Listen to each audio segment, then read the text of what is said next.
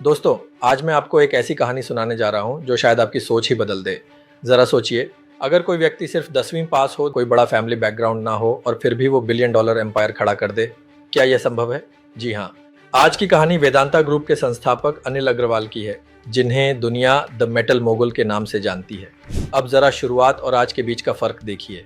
शुरुआत में अनिल अग्रवाल सिर्फ 10वीं पास थे, कोई बड़ी डिग्री नहीं, कोई बड़ा सपोर्ट सिस्टम नहीं, लंदन में एक छोटे से कमरे में रहते थे। लेकिन आज उनके एम्पायर में 2 लाख से ज़्यादा लोग काम करते हैं, उनका घर बकिंगम पैलेस के पास है। तो सवाल उठता है, आखिर ऐसा क्या माइंडसेट था जिसने सब बदल दिया? सबसे इंटरेस्टिंग बात क्या है पता है? अनिल अग्रवाल किसी अमीर परिवार से नहीं थे, कोई बड़े कनेक्शंस नहीं थे, लेकिन उनके दिमाग में एक चीज़ हमेशा थी, मुझे बड़ा बनना है। और दोस्तों, अक्सर ज़िंदगी में फ़र्क रिसोर्सेज से नहीं पड़ता, फ़र्क पड़ता है सोच से। अब ज़रा उनकी लंदन लाइफ इमेजिन कीजिए। पैडिंगटन स्टेशन के पास एक छोटा सा बेड एंड ब्रेकफास्ट कमरा भी छोटा और किराया लगभग 7 प्रति रात। नेटवर्किंग के लिए वो छोटे इवेंट्स और मीटिंग्स में जाते थे। लेकिन याद रखिए, हर ग्लोबल सक्सेस की शुरुआत बहुत छोटी होती है। अब एक सच्चाई जो अक्सर लोग नहीं बताते। अनिल अग्रवाल के कई बिजनेस आइडियाज़ फेल हुए।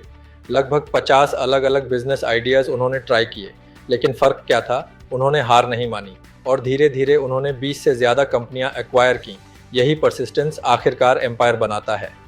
उनकी फ़िलॉसफी बहुत सिंपल थी, 3 words: failure, pause, bounce back. यानी असफलता के बाद घबराना नहीं है, थोड़ा रुकना है, सोचना है और फिर पहले से ज़्यादा ताकत के साथ वापस आना है। अब आता है उनकी लाइफ का सबसे बड़ा टर्निंग पॉइंट, साल 2002। वेदांता रिसोर्सेज का आईपीओ लंदन स्टॉक एक्सचेंज में लॉन्च हुआ और इस आईपीओ से लगभग $1 बिलियन रेज हुए। उस दिन सिर्फ एक कंपनी नहीं बढ़ी, एक इंडियन एंटरप्रेन्योर ग्लोबल स्टेज पर पहुंच गया।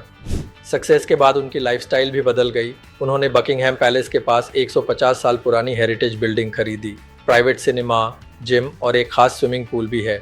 लेकिन इंटरेस्टिंग बात यह है, इतनी सफलता के बाद भी उनकी डेली लाइफ बहुत डिसिप्लिन्ड और सिंपल रही। उनका रूटीन सुनकर आप हैरान हो सकते हैं। पिछले 15 सालों से वो रोज़ सुबह लंदन के कृष्ण मंदिर जाते हैं। सुबह 5 बजे वो इंडिया में अपनी बिजनेस कॉल शुरू कर देते हैं और वो कहते हैं, मेरे एम्पायर के असली चेयरमैन भगवान श्री कृष्ण हैं।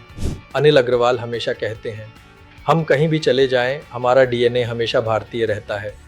और यही वजह है कि ग्लोबल सक्सेस के बाद भी उन्होंने अपने रूट्स कभी नहीं छोड़े। लेकिन ज़िंदगी सिर्फ सक्सेस नहीं होती, कभी कभी यह सबसे कठिन परीक्षा भी लेती है। अनिल अग्रवाल की ज़िंदगी में भी एक बहुत बड़ा पर्सनल लॉस आया जब उन्होंने अपने बेटे को खो दिया, लेकिन इस दर्द ने उन्हें और मजबूत बनाया। अब मैं आपसे एक सवाल पूछना चाहता हूँ, असल में दौलत का मतलब क्या है? अनिल अग्रवाल के अनुसार सच्ची दौलत सिर्फ कमाने में नहीं होती। उन्होंने अपनी 75% संपत्ति समाज के कल्याण के लिए दान करने का संकल्प लिया। यही असली सक्सेस है। अगर हम उनकी जर्नी से सीखें तो 3 बड़े लेसन्स मिलते हैं। पहला, नेवर गिव अप। दूसरा, फॉलो योर पैशन। तीसरा, रिमेंबर योर रूट्स। दोस्तों, इतिहास उन लोगों को याद रखता है जिनके पास सिर्फ डिग्री नहीं होती, बल्कि एक सपना और उसे पूरा करने की जिद होती है। और अनिल अग्रवाल के पास यही था। तो अगली बार अगर कोई आपसे कहे तुमसे नहीं होगा, तो बस यह कहानी याद रखना। बिहार का एक 10वीं पास लड़का, जिसके पास न बड़ी डिग्री थी न कोई पावरफुल बैकग्राउंड, लेकिन उसके पास था एक बड़ा सपना और उसे पूरा करने की जिद। और उसी जिद ने उसे लंदन के एक छोटे से कमरे से उठाकर मल्टी बिलियन डॉलर एम्पायर का मालिक बना दिया।